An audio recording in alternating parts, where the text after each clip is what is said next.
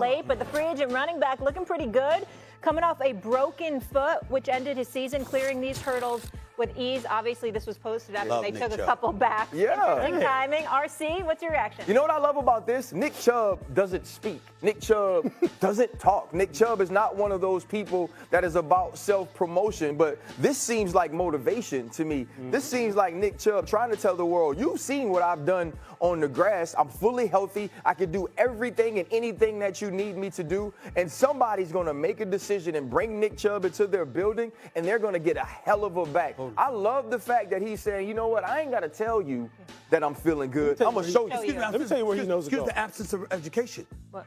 He's free to go anywhere? Yeah, he's a free agent. The Steelers got to get him. The Steelers got to get him. Why did you bring that up? Why did you bring that up? Because I wasn't asking about the Steelers. You can't just be bringing him up. Oh, they got to get him. The Steelers drafted a back. You got to get him. They drafted a back in the draft.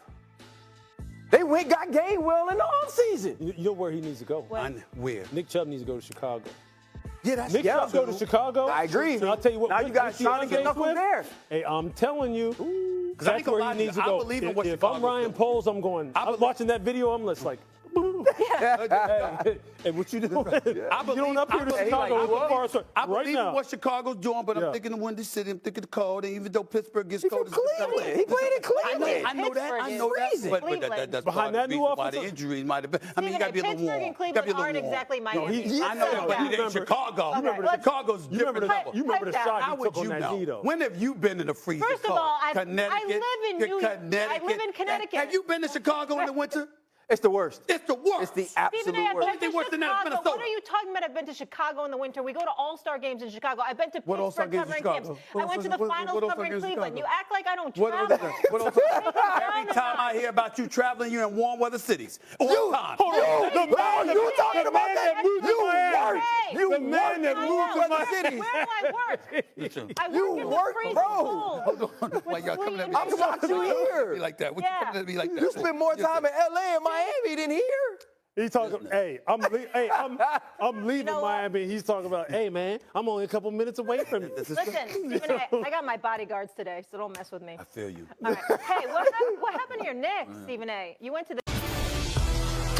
Still a bunch of moves that could change rosters throughout the NFL before the season. Not only do we have the Aaron Rodgers decision looming, there are several big-name players on the trade block, including Miami's Jalen Ramsey.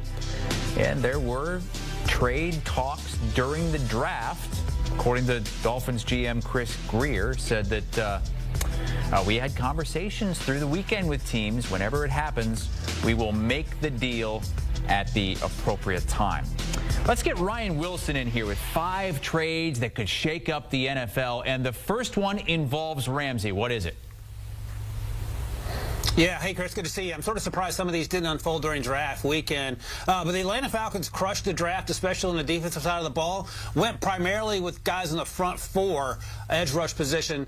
They still need help at cornerback. They have A.J. Terrell. They also have Mike Hughes, and you can feel like Jalen Ramsey would be a good replacement for Mike Hughes. And Raheem Morris appears to be all in on fixing this defense for what it's been the last few years. We'll see how the offense plays out. But I love the idea of Jalen Ramsey joining A.J. Terrell, Xavier Watts, who they got in the 3rd round, another fantastic pick, and one of the best safeties in the league in Jesse Bates. That secondary will look completely different heading into 2025. And Ryan, another former All-Pro cornerback could also be on the trade block, though there are reports that the Packers are still speaking with Jair Alexander, but who could end up with him if they do decide to trade him?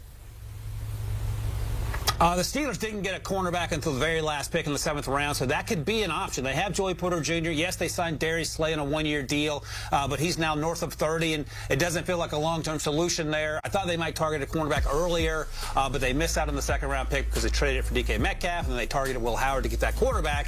Jair Alexander is one of the best corners in the league when he's healthy. He's just battled to stay healthy last season in particular, but the idea of him opposite Joey Porter Jr. would bring some life to a secondary that struggled down the stretch last year, as the offense, as it happens, also faltered for those final 5 games. Steelers with something that they can take into their own hands, rather, if they want, as they wait for Aaron Rodgers.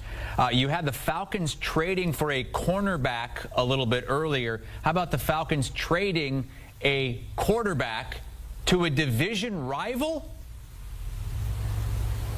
Yeah, that's the world we're living in when it comes to Kirk Cousins. And we all thought it was extremely weird that they took Michael Penix Jr. 8th overall a month after signing Kirk Cousins a year ago. But here we are. Michael Penix Jr. is the future. And when you look to New Orleans, we do not know what Derek Carr's future is going to look like with that shoulder injury. They also have Spencer Rattler and Jake Haener on the roster, who started last year, both of them in one combined 0 games, I believe. Then they drafted Tyler Shuck with that 40th pick. Is Tyler Shuck ready to play in 3 months? We do not know. And if that's the case, Kirk Cousins could be an insurance policy. And look, if Kirk Cousins is 75% of what he was prior to the Achilles injury, I think this makes sense.